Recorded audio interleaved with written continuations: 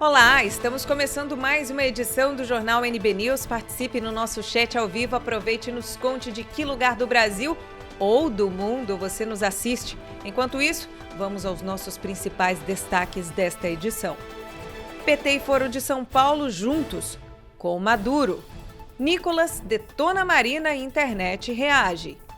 Bolsonaro afirma que estará na disputa em 2026.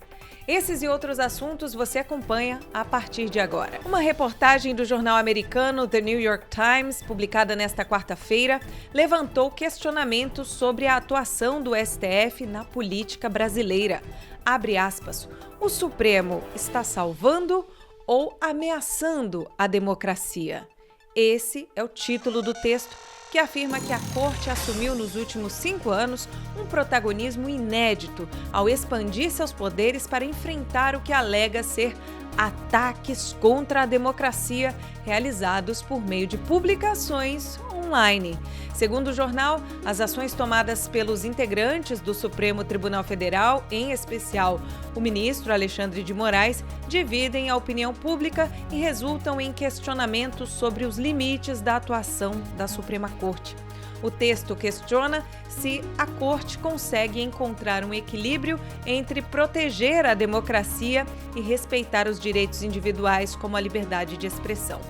Abre aspas, diferentemente da Suprema Corte norte-americana, que decide de 100 a 150 questionamentos de constitucionalidade por ano, o STF é praticamente o seu próprio sistema judiciário.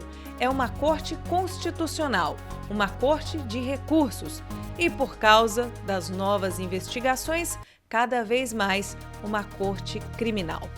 O New York Times também destaca que o Supremo iniciou sua campanha de proteção à democracia logo depois de Jair Bolsonaro se tornar presidente com a abertura do inquérito das fake news em 2019 por iniciativa do ministro Dias Toffoli. Vale lembrar que o inquérito das fake news começou logo após uma matéria da revista Cruzoé que apontava Dias Toffoli como o amigo do meu pai. A mensagem foi escrita por Marcelo Odebrecht em julho de 2007, fazendo referência ao ministro Dias Toffoli, uma referência a uma das obras campeãs em propina na Operação Lava Jato, a usina de Santo Antônio, com mais de 100 milhões de reais em suborno, segundo delatores da Odebrecht e Andrade Gutierrez. O vereador William de Souza, do PT, candidato à Prefeitura de Sumaré, no interior de São Paulo, foi denunciado à Justiça Eleitoral por suposta fraude documental no diploma de Direito usado no registro de sua candidatura. A revista Veja teve acesso à notícia-crime enviada à 362ª Zona Eleitoral de Sumaré na noite da última terça-feira. De acordo com a publicação, consta na denúncia, que o diploma de William foi emitido em 2020 pela Faculdade da Aldeia de Carapicuíba, a FAUC, descredenciada pelo Ministério da Educação em 2018 e proibida à época de expedir comprovantes de graduação. A ação pede a abertura de inquérito do Ministério Público Eleitoral contra o candidato por falsificação de documento, crime previsto no artigo 353 do Código Eleitoral. Abre aspas, estão claramente caracterizados os indícios suficientes de autoria e materialidade delitiva, sendo a conduta ainda mais grave quando o representado utiliza o falso título para se diferenciar dos demais concorrentes. Foi o que escreveu a advogada Renata Costa Taide, que assina a denúncia. A universidade citada nega o vínculo com a FAUC. No diploma apresentado por William de Souza, o curso de Direito da FAUC é citado como conveniado à Universidade Estadual do Amapá, a UEAP, que assina a validação do documento junto com o MEC. Em junho de 2024, 5 servidores da UEAP foram indiciados por corrupção no âmbito de uma investigação de venda de diplomas falsos. O inquérito instaurado pela Polícia Civil do Amapá em 2021 aponta uma organização criminosa que teria lucrado mais de 12 milhões de reais com a comercialização de cerca de 62 mil comprovantes de graduação forjados. E por falar em Partido dos Trabalhadores, o PT assinou uma resolução do Foro de São Paulo que reconhece a vitória eleitoral de Nicolás Maduro e se solidariza com o regime ditatorial de Maduro. O documento foi elaborado em uma reunião do grupo de partidos de esquerda realizada no México antes da posse da nova presidente do país. A secretária executiva do Foro, Mônica Valente, é integrante da executiva nacional do PT e estava presente, mas o partido não divulgou a resolução pró-Maduro. Por quê?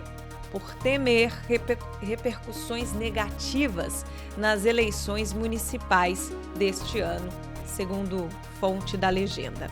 A postura do PT de apoiar Maduro nos bastidores e esconder do público gerou crítica de Ana Prestes, secretária de Relações Internacionais do Partido Comunista do Brasil e representante do partido no Foro de São Paulo. Ela disse o seguinte: a posição do governo brasileiro é confusa e precisa ser mais clara.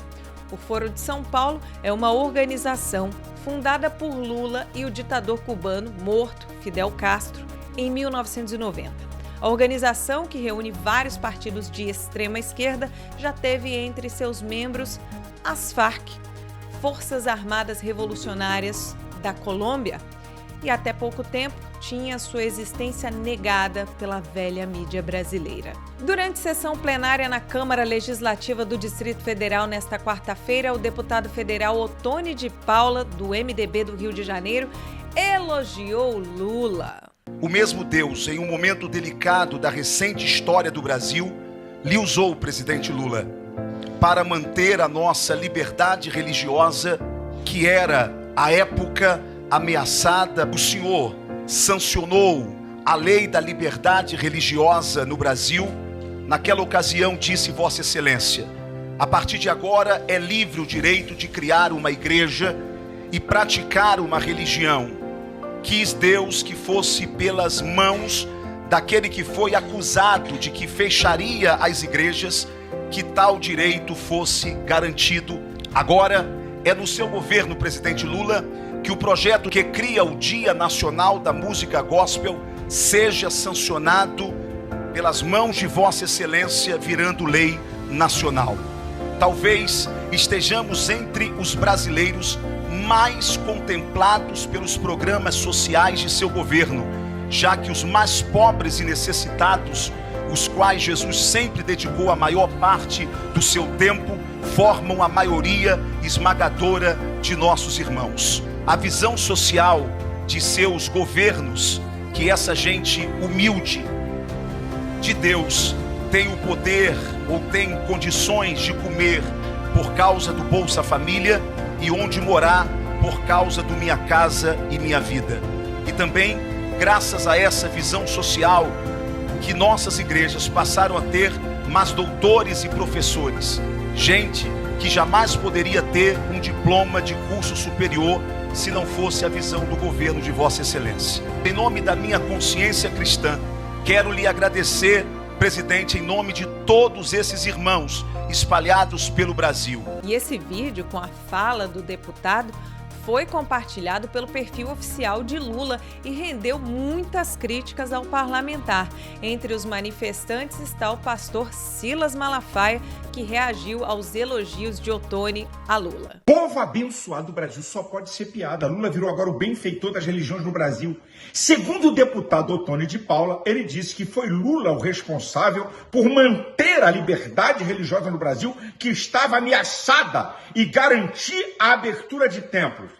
Isso é brincadeira, eu já vou responder. Onde é que o Ottoni falou isso? Na promulgação do projeto de lei 3090/23, de autoria do deputado Raimundo Santos, da Assembleia de Deus, lá no Belém do Pará, que cria o Dia Nacional da Música Gospel.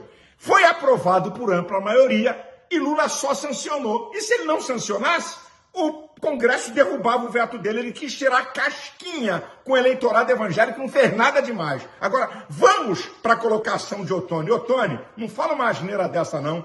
Quem garante a liberdade religiosa no Brasil e a abertura de templos é a Constituição.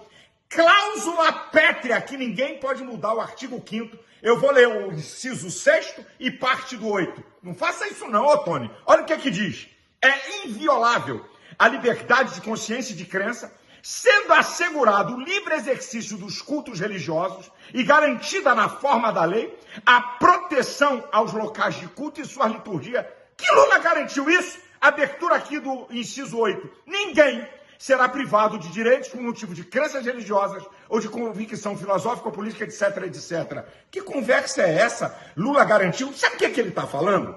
É do Código Civil aprovado em 2003. É que ele era garoto, ele não sabia ou não sabe de nada. Em 2003 foi feito o Código Civil. Colocou as religiões e os partidos políticos na vala comum, como uma instituição qualquer. E aí eu tenho que falar a verdade. O deputado Walter Pinheiro, que na época era líder do PT, membro da Igreja Batista em Salvador, juntamente dos senadores Magno Malta e Marcelo Crivella, lutaram como leão. Junto deles, lideranças evangélicas, eu estava lá, somados à liderança da Igreja Católica, CNBB, e mais a Federação Espírita. Quem é que aguenta uma pressão dessa? E aí foi mudado o código, não foi Lula que mudou, foi mudado, dando um regime especial à personalidade jurídica de partidos políticos e de agremiações religiosas. Lula só promulgou. Que conversa fiada é essa, Ottoni? Tem vídeos recentes seus chamando o Lula de ladrão, metendo o pau na corrupção do PT, esculhambando. O que está acontecendo, Ottoni? Para um discurso absurdo e errado como esse, não é possível. Deus abençoe você, Deus abençoe sua família, Deus abençoe o Brasil. Ao retirar a urgência do PL 3335 de 2024, o governo praticamente enterrou as chances de Lula de cumprir a promessa de ampliar o benefício do Vale Gás para 20,8 milhões de beneficiários a partir de janeiro de 2025. Atualmente, o programa gasta 3,4 bilhões de reais. Caso a proposta tenha êxito, o governo vai gastar quase 14 bilhões de reais.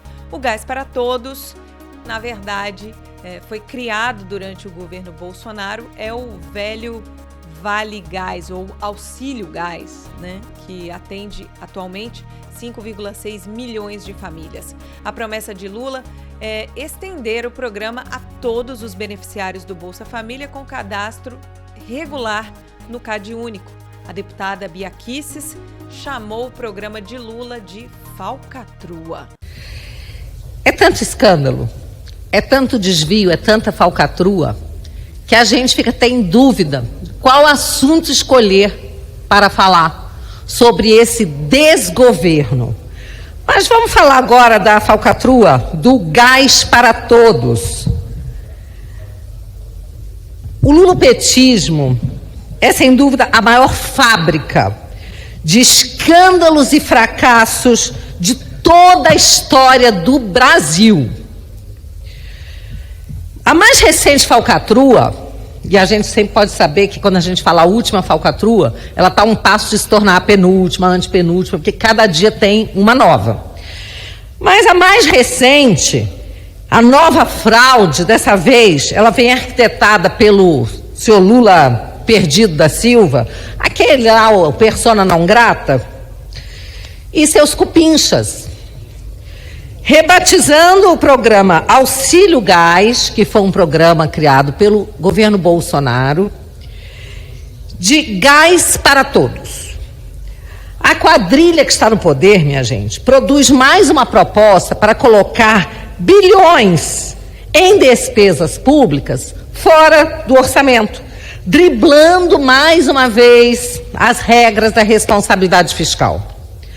O projeto de lei 3335 de 24, do Lula, subscrito também pelo seu ministro de Minas e Energia, o senhor Alexandre Silveira, aquele político do PSD, né, mineiro, que está doidinho para acabar com a autonomia da ANEEL, e de outras agências reguladoras para poderem aparelhá-las à vontade, quer substituir o programa sancionado por Jair Bolsonaro, quando presidente, que sempre operou dentro da lei, dentro do orçamento, com total transparência e responsabilidade, né? E agora, então, quer colocá-lo fora do arcabouço fiscal. Eles vão turbinar as despesas do programa, elevando-as dos atuais 3,4 bilhões para 5 bilhões somente agora no próximo ano. E depois para 13,6 bilhões em 2026. Vejam, um programa atualmente em torno de 3 bi, passando para 13 bilhões em 2026. Ano eleitoral, é bom lembrar. Então, o Gás para Todos troca a sistemática simplificada atual. A família recebe o benefício em dinheiro para comprar o botijão, por uma logística complexa de troca física desses bujões de gás. É desnecessário até acrescentar que as empresas fornecedoras poderão se aproveitar desse esquema nebuloso, sem transparência, para desviar dinheiro público, o coisa que nesse governo é comum. Na verdade, vamos lembrar que dinheiro público, minha gente, nada mais é que dinheiro do pagador de impostos. Com isso, ele acaba recompensando os aliados do Lula e do Silveira quando? Nas próximas eleições. É mais um esqueminha para fraude eleitoral. O jeito que é arquitetado por esse desgoverno para excluir o Gás para Todos do orçamento e da fiscalização do Congresso, certamente, além de escapar ao Tribunal de Contas da União, consiste em passar sua operação pela Caixa Econômica Federal. As empresas produtoras de gás, de petróleo, bancariam o novo programa, depositando suas contribuições obrigatórias ao Fundo Social do Pré-Sal e depositando-as na Caixa Econômica Federal. A coisa toda, minha gente, é tão escandalosa que a Secretaria de Reformas Econômicas do Ministério da Fazenda, em nota técnica, obtida pelo jornal O Estado de São Paulo, já alertou para o risco de fraudes. Diante desse alerta, o Lula, que de bobo só tem a cara, recuou taticamente e solicitou a retirada da urgência para a tramitação do PL 3335, enviado para esta casa em agosto último. A propósito, o TCU, com base em recentes recomendações do Ministério Público, está pedindo o cancelamento de outra fraude fiscal já em adiantado estado de gestação, o FIPEM, que é o programa Pé de Meia, por irregularidades análogas às que a Fazenda aponta para o novo Gás para Todos. O senhor Geraldo Alckmin pode ter traído suas lealdades anteriores, mas estava absolutamente certo na advertência de Lula, sempre, de voltando ao local do crime. Como eu disse, essa é apenas mais uma das irregularidades. Eu devo ter uns 15 discursos preparados ali, cada um para apontar, denunciar mais uma falcatrua desse desgoverno. Muito obrigada. A fala do deputado Nicolas Ferreira durante a audiência em que Marina Silva participou nesta quarta-feira repercutiu na web. A ministra de Lula foi convocada para falar sobre as queimadas que vêm ocorrendo no Brasil. Boa tarde, presidente. Da maneira como a ministra Marina Silva fala, parece que ela é ministra do meio ambiente da Finlândia, da Noruega, porque é inacreditável. A gente tem quase que te agradecer por tudo que você fez, e caso a gente não faça isso, a culpa é nossa, E só falta falar que a culpa é do Bolsonaro. Admirável o seu bom senso agora, Porque até pouco tempo a culpa era do presidente Bolsonaro e ponto final. Inclusive, tuitou, dizendo que, olha, o Pantanal está em chamas. mas a postura inescrupulosa do presidente é dizer que são críticas desproporcionais.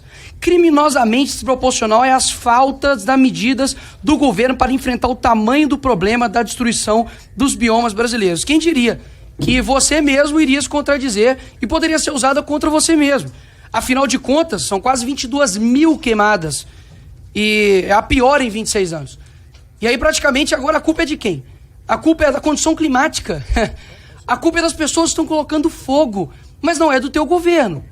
Governo que, inclusive, o secretário de governo, Mário Sarubo, disse que a culpa é do agro.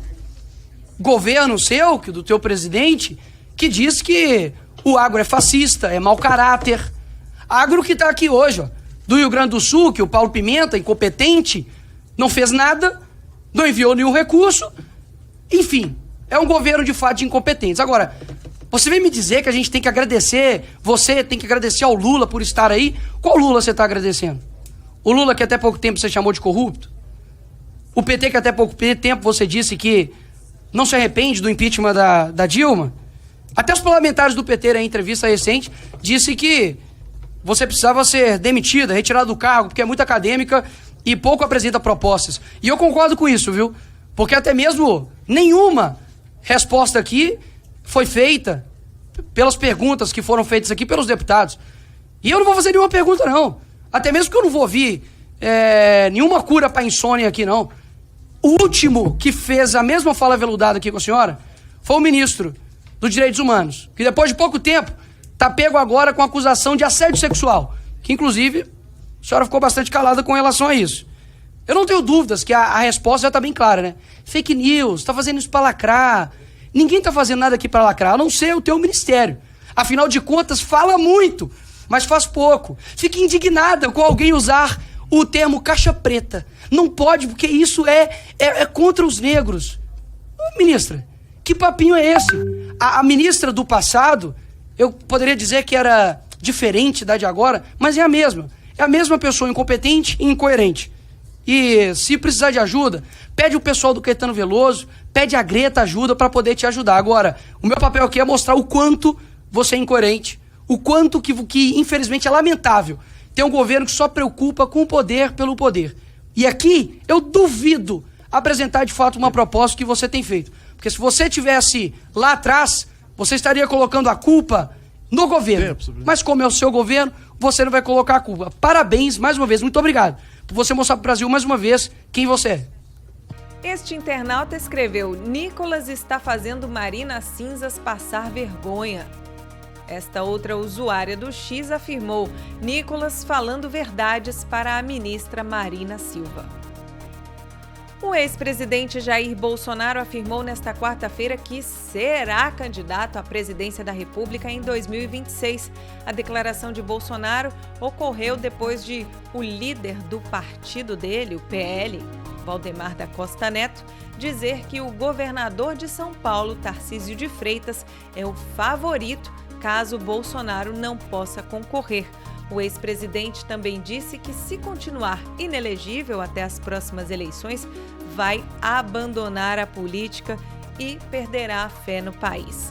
Abre aspas. O candidato para 2026 é Jair Messias Bolsonaro. Estou inelegível? Por quê? Que abuso de poder econômico é estar no carro de som do pastor Malafaia.